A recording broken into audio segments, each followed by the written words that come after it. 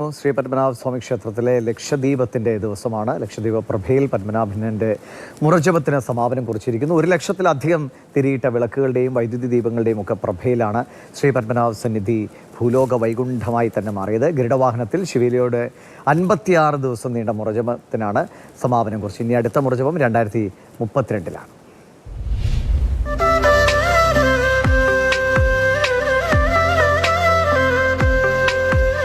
മകരസംക്രമ ദിനത്തിൽ അനന്തപുരിയെ ദീപപ്രഭയിലാക്കി ലക്ഷം ദീപങ്ങൾ തെളിഞ്ഞു. സന്ധ്യ മയങ്ങിയ നേരത്ത് ശ്രീ പത്മനാഭസ്വാമിയുടെ സന്നിധിയിൽ ഓരോന്നായി തെളിഞ്ഞ ദീപങ്ങൾ ആയിരങ്ങളായി, പതിനായിരങ്ങളായി, ലക്ഷങ്ങളായി. 6 വർഷത്തിലൊരിക്കൽ നടക്കുന്ന മുറജപത്തിന് 282 വർഷത്തെ ചരിത്രം പറയാനുണ്ട്. അനിഴം തിരുനാൾ മാർത്താണ്ഡവർമ്മയുടെ കാലത്ത് തുടങ്ങിയ മുറജപം ലക്ഷദീപത്തിന് ഇന്നും രാജകീയ പ്രൗഢിയാണ്.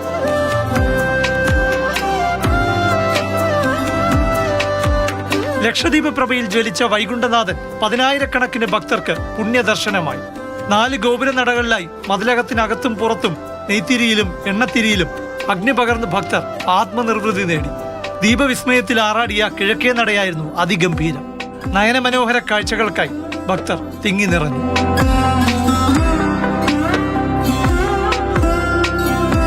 തുടർന്ന് രാത്രി മുറജപത്തിന്റെ ഭാഗമായ അവസാന മുറശീവേലി ക്ഷേത്ര മതിൽക്കെട്ടിനുള്ളിൽ.